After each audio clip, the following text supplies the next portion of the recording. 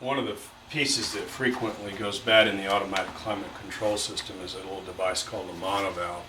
And what it does is it stops the flow of heater water. So when the air conditioner is working, for example, it doesn't let any heater water flow through the heater core. And of course, in the summertime in Arizona, that becomes critically important. You can buy a little kit to replace the monovalve guts, which is really just a little seal. It's actually a thermos. It's like a coil. Okay, so the coil forces the monovalve plunger up and down, and you can see the little seals that are effective in there. So that's the thing that the coil, as it's energized, either has the monovalve plunger in one position or another, and it's these seals that start to break down and leak. I'm just going to show how to replace it. I don't even know that this one is bad in this car, but it's such a simple job that we'll take a look at it. But it's a very, very easy thing to replace. And we're just going to put it back in there. The tools, all we'll need is just a screwdriver. We're going to leave the whole assembly on the car in order to do this job. We just need a screwdriver and a 10mm wrench. And that's all there is to changing this monovalve. Let's go look and see where it is. On the passenger side, right behind the air cleaner, is where the monovalve is located. And this is the assembly right here. So this is what's called a monovalve, and you can see it's got 12 volts connected to it. I'm going to disconnect the plug. Pry those little tangs back a little bit, get that out of the way. And then just going to undo the 2 bolts on top so that I can move the thing out a little bit and actually, once I take those 2 nuts out, I can just tilt the entire assembly forward, and there's 4 screws right in the top. And is there any pressure in the system? That's a little holder.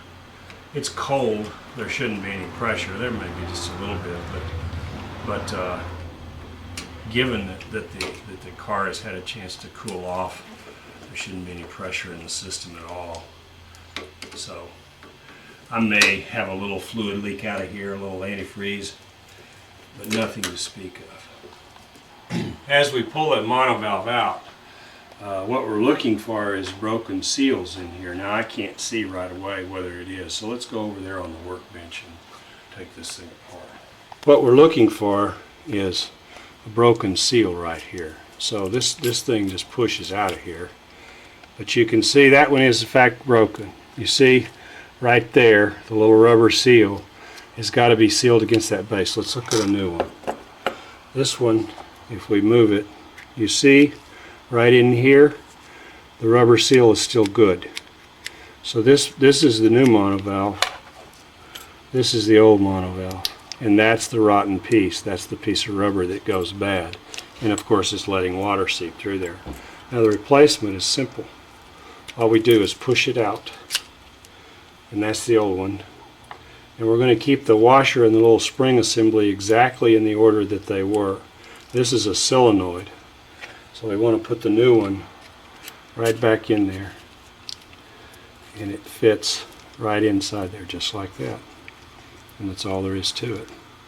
Now we're going to assemble the thing back in the car.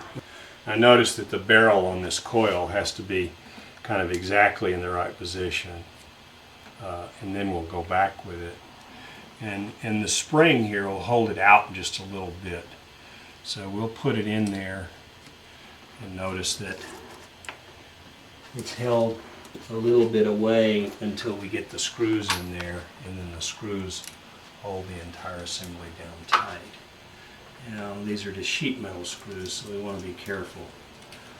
Get each one of them started. We just put those little 10mm bolts back on there after we get the thing screwed down, and that's it. So we got our bad monovalve replaced. Oh, and the last thing is this little electric connection. It'll only go on there one way. You snap that back on and back in business.